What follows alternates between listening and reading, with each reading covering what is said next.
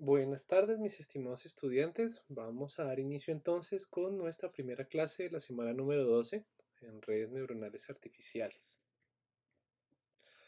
Los objetivos serían dos. El primero es entender el conocimiento y la representación de una red neuronal artificial. Y el segundo, identificar la utilidad de esta no linealidad en la cual espero la miremos a final de la clase y ustedes la logren identificar. La utilidad de esa no linealidad del concepto de tener múltiples capas en una red neuronal. Y ya hemos introducido un pocotón de conceptos nuevos que pues por ahora no van a tener mucho sentido para ustedes, pero espero al final de la presentación lo logren entender. El problema general que vamos a trabajar es el de clasificación no lineal. Vamos a suponer, por ejemplo, un problema de clasificación no lineal en dos dimensiones, que ya lo hemos trabajado antes en KNN, ya lo hemos trabajado también en máquinas de soporte vectorial, en SVN. Entonces, pues, por ejemplo, digamos que tenemos este problema acá en el cual esa frontera de decisión, pues definitivamente tiene todo menos línea recta, ¿no? Entonces, digamos que se puede solucionar con una regresión logística este problema que tenemos acá, pero pues va a haber muchos problemas por detrás, porque la frontera que nos define una clase de otra definitivamente no es una línea recta, es algo que no se parece en nada a una línea recta. Supongamos que ustedes pueden, a partir de una regresión logística, aumentar la dimensionalidad de los datos, añadir no linealidades, como se los pedí en la tarea de hace cierto tiempo, en el cual ustedes suponen una función de este estilo, ¿no? Y utilizan la regresión logística sobre una dimensión más alta para generar pues una superficie de clasificación no lineal para este problema. Ahí viene el otro problema y es, ustedes deberían llegar a suponer una hipótesis, o por lo menos su, eh, su problema debería estar lo suficientemente bien identificado como para definir que su hipótesis de clasificación va a ser cuadrática, va a ser polinómica, por ejemplo, o va a ser una senoide de la superficie de clasificación, o bueno, ustedes dirán, y esa superficie está por el experto, o por el problema, o por un análisis o un modelo del problema que ustedes ya conocen. Siguiente problema, entonces, si se tiene un alto número de características, pues esa hipótesis ya se va a complicar, ¿no? No es lo mismo, según hemos visto, hacer una regresión logística lineal, por ejemplo en este caso, que hacer una regresión logística ya, por ejemplo, cuadrática, o añadiendo, bueno, este otro término también incluiría el cuadrático, hacer una regresión logística con polinomios cuadráticos. Eh, pero si yo voy aumentando cada vez más el orden de este polinomio y digamos que yo también tenga cada vez más características iniciales, pues se me va complicando un poco mi problema. Si ese número de características llega a ser muy, muy grande, digamos, por poner un número, más de 1000 características, ya pues los algoritmos que hemos visto se empiezan a quedar un poco cortos. ¿Qué pasa también si ustedes no tienen idea sobre qué es la hipótesis? Por ejemplo, que ustedes estén trabajando en un problema que no tenía una solución antes dada por algún experto, o sea que no tienen a nadie a quien preguntarle sobre cómo trabaja y que ese problema es lo suficientemente difícil como para no poder sacar un modelo de él. Por ejemplo, no están intentando hallar el modelo de un motor, no están intentando clasificar datos de los cuales ya haya una información a priori. Entonces, cuando ustedes no tienen una hipótesis y ven que las hipótesis que están dando pues no se están adaptando a los datos. Ustedes tienen unos datos, digamos que empiezan por el más simple, que es lo que siempre se ha recomendado. Empiezan por un clasificador lineal, después van y aumentan a un cuadrático, después a un cúbico, después van aumentando el orden del polinomio y resulta que pues nunca les clasificó bien, ¿no? Pero a ustedes les garantizan que eso sí se puede llegar a clasificar. Por ejemplo, ustedes corren sobre los datos algún otro clasificador, por ejemplo, no supervisado, como k-means, y él sí logra algunas características con una varianza entre clases grande, pero pues no saben cuál es la superficie. Entonces, ese justo es el problema que vamos nosotros a abarcar hoy, en el cual no tenemos idea de cuál es la hipótesis. Voy a mostrarles aquí un problema bastante chévere, un clasificador de perritos, de caritas de perritos de otra cosa. Entonces, el problema, cómo vamos a trabajar las características, es tal cual como viene a continuación. Primero, segmentamos la carita del perrito. Entonces, trajemos acá un rectángulo contenedor que nos dice pues que vamos a hacer esto mismo con las demás imágenes de perritos, ¿no? Entonces aquí sacamos un rectángulo contenedor que nos diga pues esta es la carita de este perrito, esta es la carita de este perrito y uy, aquí le corté la boquita y aquí sucesivamente, digamos así. Entonces, lo primero que debería hacer es segmentar estas imágenes. Listo. Supongamos que ya tenemos segmentadas todas las imágenes. Por ejemplo, este tiene la cara de humano. Bueno, supongamos que vamos a segmentar todas estas imágenes y vamos a tomar el valor de estos dos píxeles. Estos píxeles se encuentran en una coordenada U y B1, por ejemplo, y U2, digamos que está un poquito por acá, y U2 y B2. Listo. Y vamos a tomar, por ejemplo, una característica que es la luminosidad de este punto. Si lo pasamos a una escala de color HSV, vamos a tomar la V. Entonces, esos son los dos valores que vamos a graficar. Este punto de acá tiene una luminosidad de tanto, entonces lo graficamos aquí en este eje, esa va a ser una característica, y este otro punto tiene una luminosidad de tanto, y lo graficamos en este eje. Si graficamos la luminosidad de este píxel versus la luminosidad del otro píxel, pues nos va a dar este punto. Si nosotros hacemos esto pues con varias imágenes, es de esperarse que si el perrito nos está mirando de frente, pues un punto más o menos caiga en el grupo de lo que puede llegar a ser nariz, o sea, X1 es, las narices de los perritos tienden a ser como negritas o algunos rosaditas. Yo tengo un perrito que la tiene algo rosadita, pero pues más o menos están entre ciertos valores de luminosidad. Y la frente de los perritos, pues si ustedes miran, tiende a ser de colores claros, pues a no ser de que sea un perrito de color oscuro, pero tiende a ser de colores claros, entonces más o menos nos puede llegar a servir para clasificar caritas de perritos de otra cosa.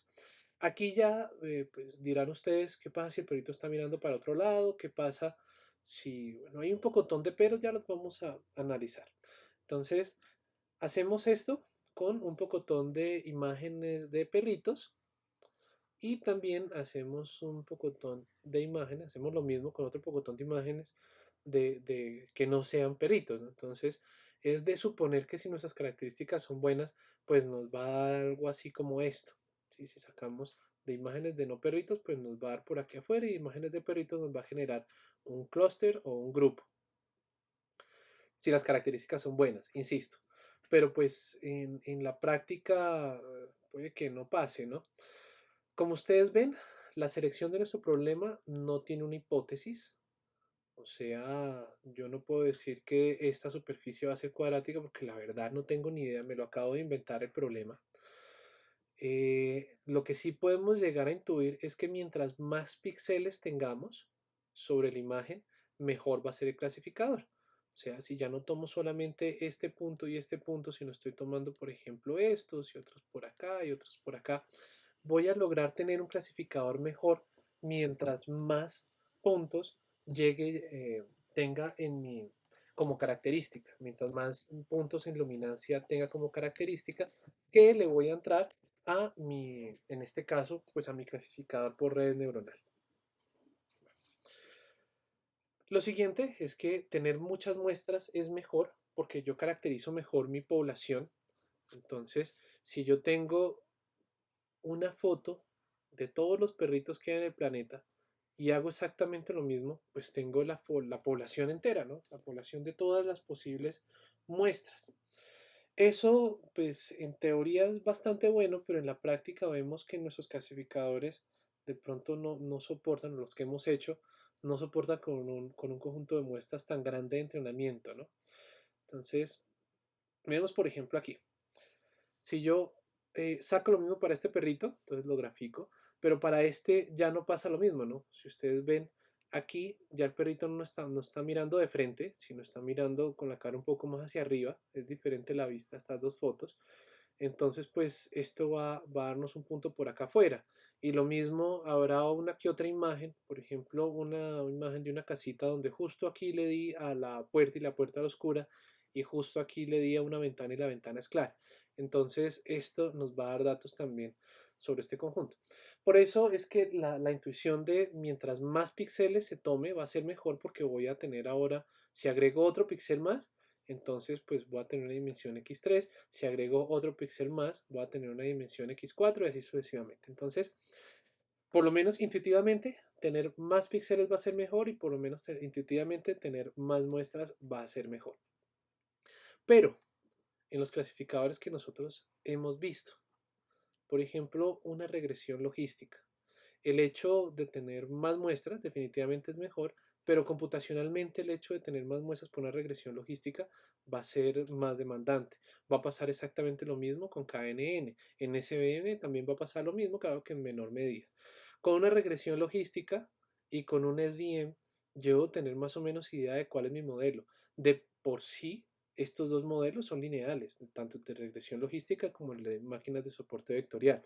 Solo que pues yo puedo hacer algún tipo de truco, bien sea el truco del kernel o bien sea el truco de añadir un poco más de dimensiones pues cuadráticas, polinómicas, etcétera, o con alguna otra función para tener dimensiones que tengan esa característica no lineal, en el caso de la regresión logística.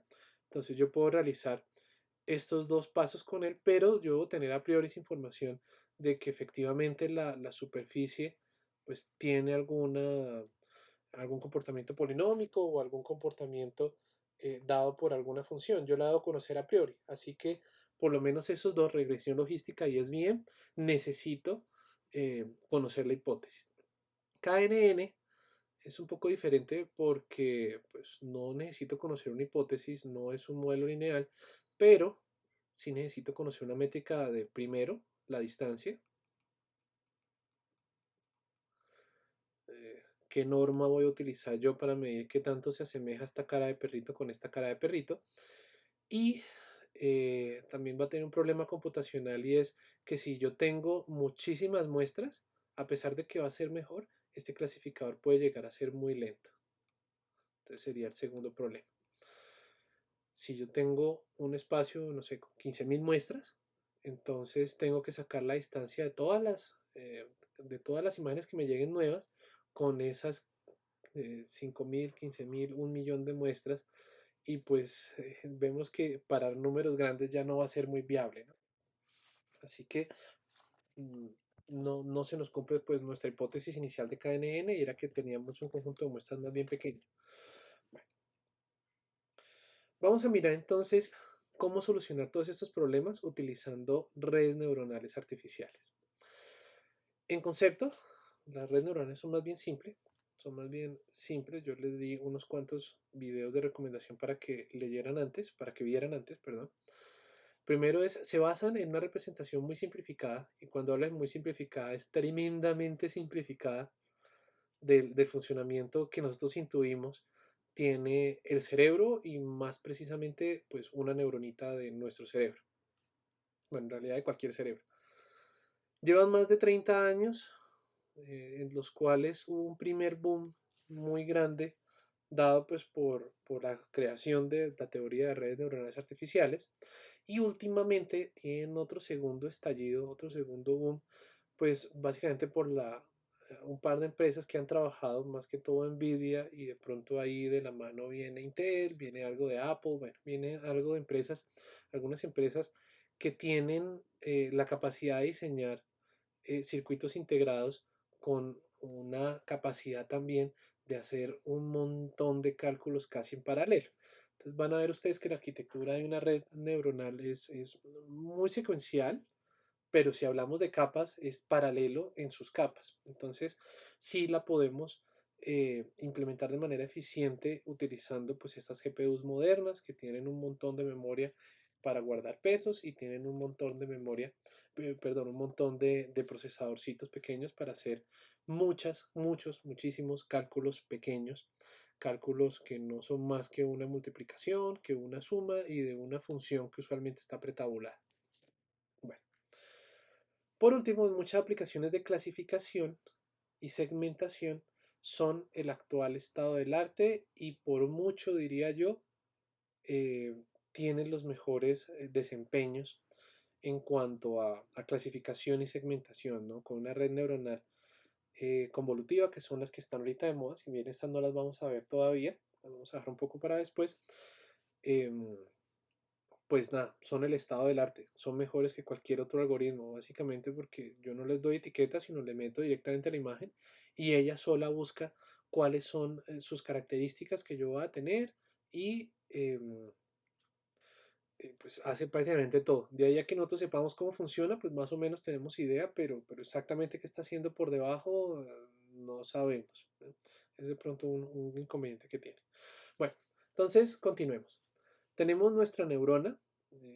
Pues es como ese es el modelito que aparece de neurona en Wikipedia. Me gusta porque pues, es un poquito más complicado que el que ustedes encuentran, pero el modelo como tal de la neurona solamente tiene entradas, las dendritas, que son todas estas que están por acá.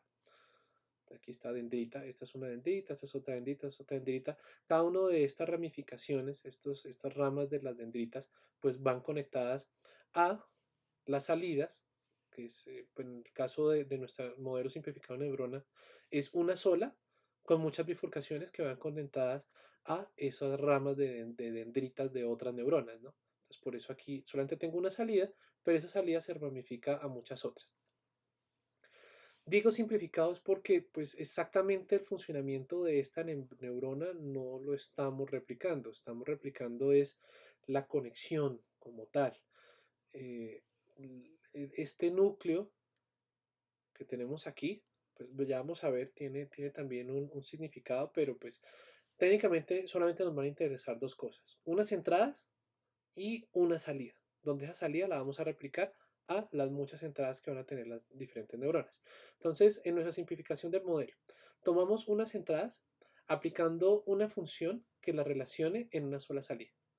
Entonces, de esas entradas las metemos alguna función, usualmente esa función suele ser una sumatoria y usualmente a esa sumatoria de los X que se encuentran, y ahí está la palabra del día, pesados, donde antes nuestro peso lo llamábamos parámetro y era un teta, entonces tenemos estos X, los multiplicamos por unos pesos y esto lo pasamos por una función f, donde toda esa función f me va primero a tomar la suma escalarizada de las entradas y la pasamos a una función f que el único objetivo de esta es normalización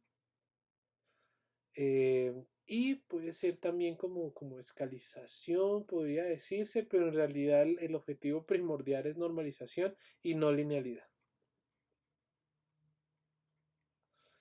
Entonces, ese es el objetivo fundamental de la función que tenemos acá, darle una no linealidad a nuestro modelo y normalizar nuestro modelo en, en alguna escala, usualmente de 1 a 0 o de 1 a -1. Bueno, eso ya depende de qué función tomemos nosotros.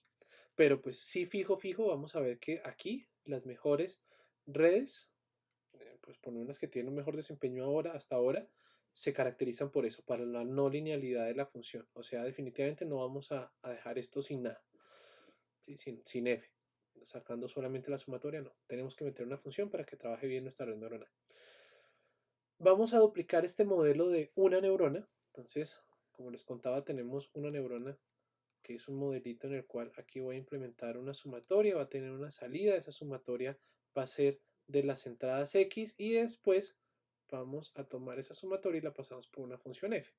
Entonces, este es el modelo simplificado de nuestra neuronita, ya lo vamos a ver más en detalle, pero vamos a duplicar este modelo con otras neuronas que pueden tener el mismo modelo, diferente modelo. Por diferente modelo me refiero es a diferente función que nosotros vayamos a utilizar acá. Hay unos modelos de redes de neuronas que aplican diferentes funciones a diferentes capas. Entonces ya les intuyo el concepto de capas. Vamos a unir diferentes capas de estas neuronas. Entonces, si tomamos, por ejemplo, Ahí está, diferentes neuronitas que le entran diferentes cosas y después hacemos otra capa acá donde esa nueva capa le va a entrar la salida de la capa anterior y así sucesivamente. Esto sería con esta, bueno, así. Entonces vamos a a unir este modelo de neurona en diferentes capas y pues lo que viene ahora va a ser, yo creo que ya lo pueden llegar a intuir, es cómo hacemos para hallar los pesos de esa sumatoria y cómo hacemos para hallar estas funciones para seleccionar, pues cuáles son las mejores funciones y cuáles son los mejores pesos para resolver nuestro problema. Por ahora, eso ya era el problema general. Vamos otra vez al problema particular, nuestra neurona artificial. Entonces, la función que agrega las entradas suele ser una combinación lineal, o sea, hasta este punto suele haber una combinación lineal de las entradas, donde combinación lineal, les recuerdo, que es una sumatoria de unos pesos, que aquí los vamos a llamar tetas, por, eh, pues por cada una de nuestras entradas X. O sea, esto es lo que está hasta este punto. La función, o sea, cuando hablo de funciones, esta función es una función de una combinación lineal. La siguiente función, que tiene como entrada la combinación lineal, es necesaria para normalizar la salida de la neurona artificial. Podemos usar, por ejemplo, esta función, si se acuerdan ustedes, es la misma función logística, la logistic function o la función sigmoide que utilizamos en nuestra regresión logística. Entonces, cuando yo les decía que ya habíamos visto un modelo de red neuronal, no les mentía, eh, pero pues más o menos, porque técnicamente solo habíamos visto una neuronita o el trabajo de una sola neurona. Todavía nos faltaba añadirle más capas, vamos a ver después qué son esas tales capas, para complicar nuestro modelo.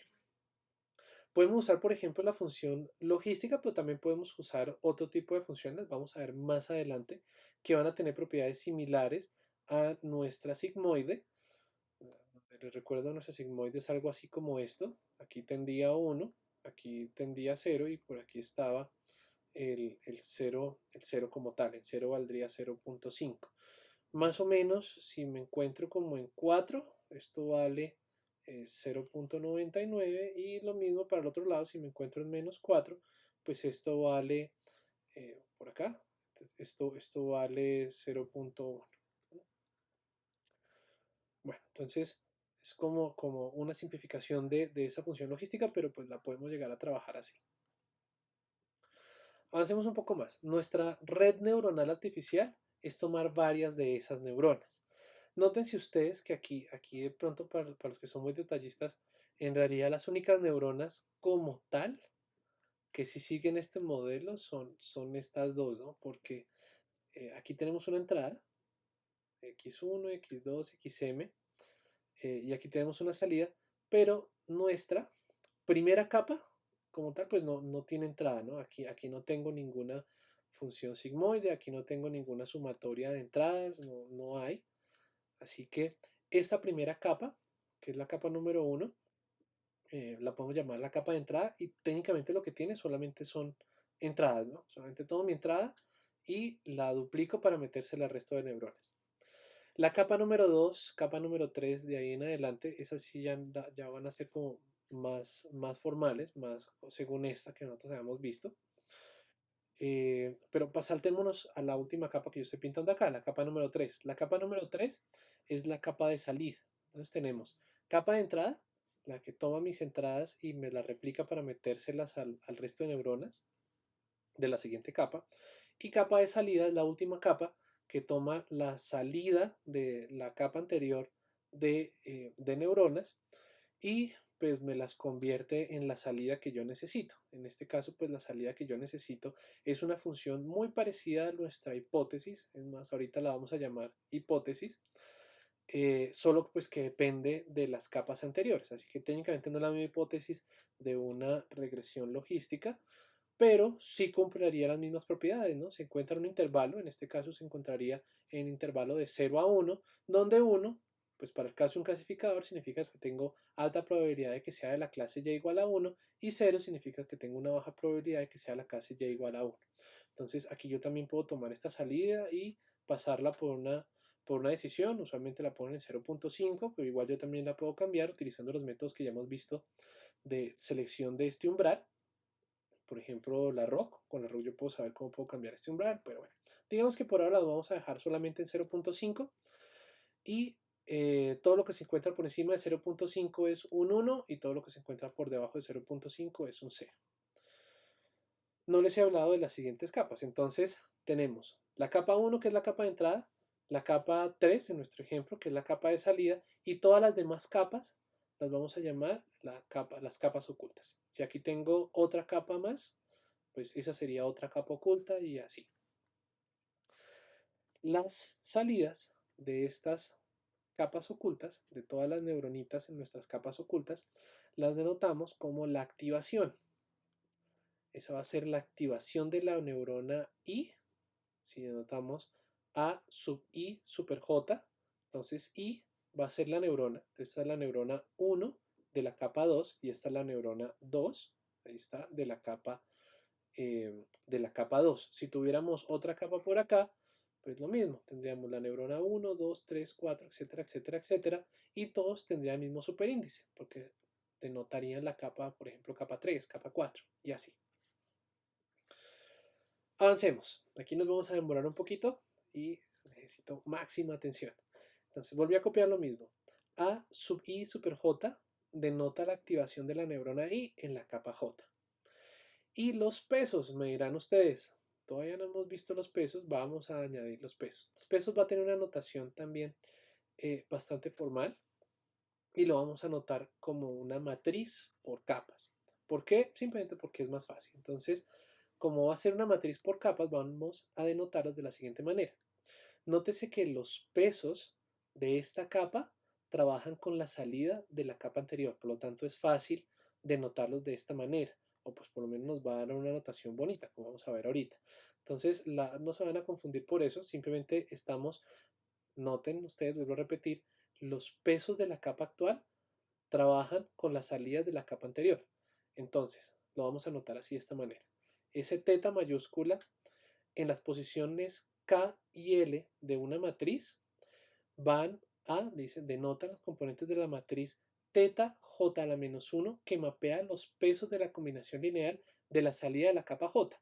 Por eso le vamos a poner un j a la menos 1. O sea, si estoy en la capa 2, entonces aquí en los pesos voy a tener un 1 de superíndice. Si estoy en la capa 3, en los pesos voy a tener un 2 de superíndice, solamente para que sea fácil notarlos cuando estemos en las siguientes capas más adelante, como que los dos queden con el mismo superíndice, ¿no? 2 y 2. Esto porque estoy trabajando en los pesos de la capa 3 y porque los pesos de la capa 3 trabajan con la salida de la capa 2. Bueno, es por eso la notación. De pronto es algo que no explican en los libros, pero pues se vuelve obvio ya cuando uno trabaja con las redes. Bueno, entonces les comentaba yo que la primera capa pues no es una capa como tal neuronal, pues porque no tiene entradas. Las entradas son ellas mismas, son las salidas de la capa, son un poquito raro, pero las cuentan como capa, ¿no? Esta sería mi capa número 1 de entrada y lo único que hace es suministrarle las salidas a la siguiente capa. Entonces vamos a hallar este A sub 1 super 2 y A sub 2 super 2, o sea, vamos a denotar la actividad de las neuronas 1 y 2 en en la capa 2, en nuestra primera capa oculta, que sería esta. Entonces vamos a sacar la función. La función sería igual a pues, nuestra función de activación, que es esta y es esta. La función de activación tiene como salida la activación de la neurona, por eso el nombre. Y aquí estaría este G de la sumatoria de la combinación lineal. Esta combinación lineal nosotros ya la hemos trabajado antes. Usualmente lo llamábamos como teta traspuesto X. Y es esto de acá. Y pues entonces hagamos la sumatoria. Este X0 no lo vemos acá, pues este X0 le entra y este X0 en la práctica siempre es igual a 1, ¿no? Pasa exactamente lo mismo que con nuestro modelo de regresión logística. Del Logistic Regression de clasificación y en general con nuestro mismo modelo también que habíamos trabajado antes de regresión en general. Ya regresión, no regresión logística que es clasificación. Entonces, este X0 es 1 y simplemente lo ponemos como para que nuestra red neuronal tenga un DC, ¿no? Entonces, por eso, a pesar de que tenemos dos entradas, o bueno, en este caso tenemos tres entradas, perdón, X1, X2, X3, pues aún así necesitamos nuestro DC y un peso para nuestro DC.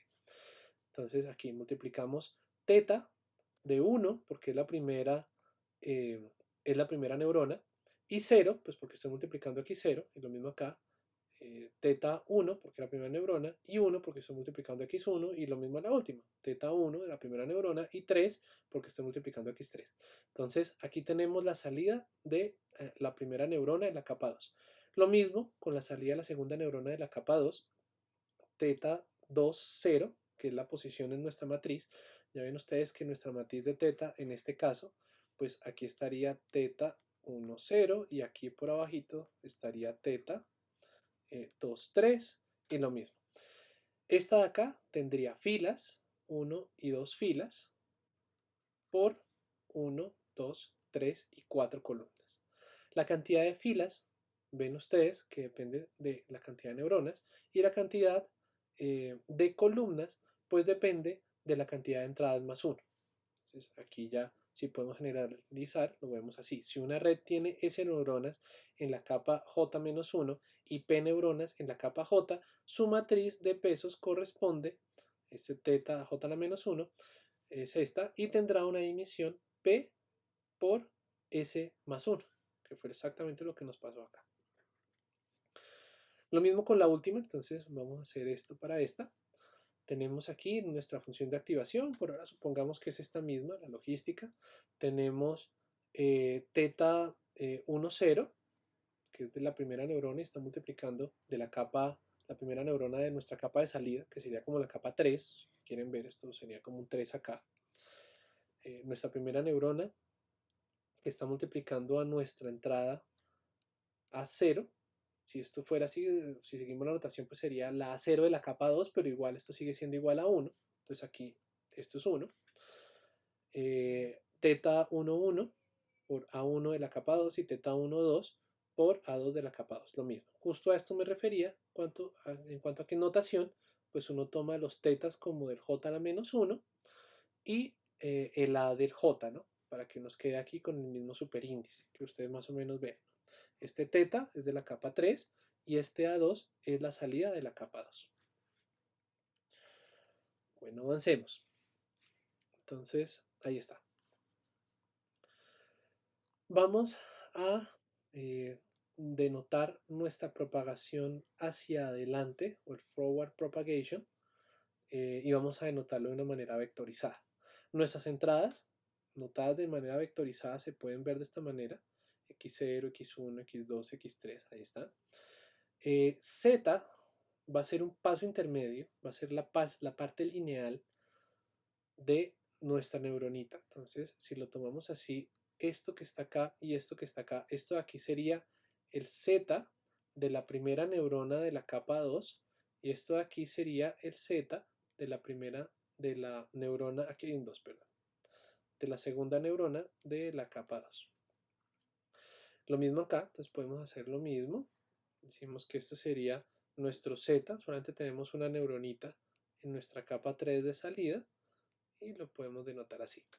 Ahora, si lo denotamos de esta forma, pues todo lo que está dentro lo estamos pasando por nuestra función de activación G, nuestra logistic function o nuestra sigmoide, y tenemos una notación de esta forma: G de Z1 sub 1 super 2 y G de Z sub 2 super 2, lo mismo acá G de Z sub 1 super 3, donde este G de Z sub 1 super 3, si lo vemos, sería igual a, pues, a nuestra salida, a nuestra función, o como la vamos a llamar de aquí en adelante, pues nuestra hipótesis de nuestra red neuronal, que sería esta.